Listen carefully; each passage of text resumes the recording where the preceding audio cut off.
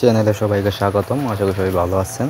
আজকে যে তাবিজটা নিয়ে আসি, যে নকশাটা নিয়ে আসি সেটা হচ্ছে গিয়ে বান মারার তদবির বা তাবিজ। এটা আপনার শত্রুকে বান মারতে পারবেন এই তাবিজের সাহায্য। সেটা কীভাবে করবেন প্রথম থেকে শেষ পর্যন্ত আমার কথা শুনুন, আমি বলে দেবো সব কিছু, তাই নিজেরা করতে পারবেন। তাছাড়া আমার সাহায্য যদি ওইরকম কোনো কাজ করাতে চান তাহলে যোগাযোগ করবেন নিচে নাম্বারে। নাম্বারটা হচ্ছে 0170991438 এই নাম্বারে ইমো, হোয়াটসঅ্যাপ বা সরাসরি কল করতে পারেন। তো কাজের কথা, সে কাজটা নিজেরা কীভাবে করবেন এবং কবে করবেন।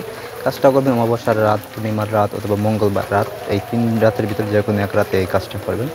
মোট 3টা তাবিজ লিখবেন হচ্ছে গিয়ে আপনি এই চণ্ডালের হাড়ের উপরে, অথবা হচ্ছে গিয়া এই মরা গরুর হাড়, বড় একটা হাড় আনবেন, এই হাড়ে অথবা হচ্ছে কাফনে কাপড় উপরে 3টা জিনিসের উপরে এটা অঙ্কন করতে পারবেন বা লিখতে পারবেন, ঠিক আছে।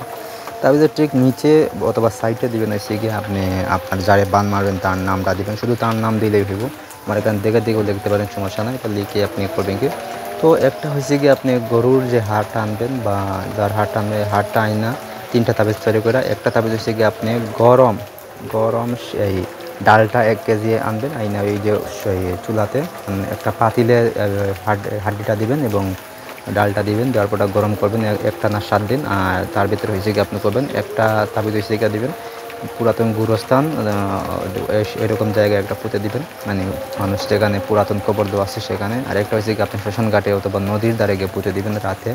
তাহলে দেখবেন যে আপনার কাঙ্ক্ষিত যে ব্যক্তি আছে সেই ব্যক্তি একদম মরণ বান আপনি মারতে পারেন, এই বানের সাহায্যে সে মারা যেতে পারে, ঠিক আছে।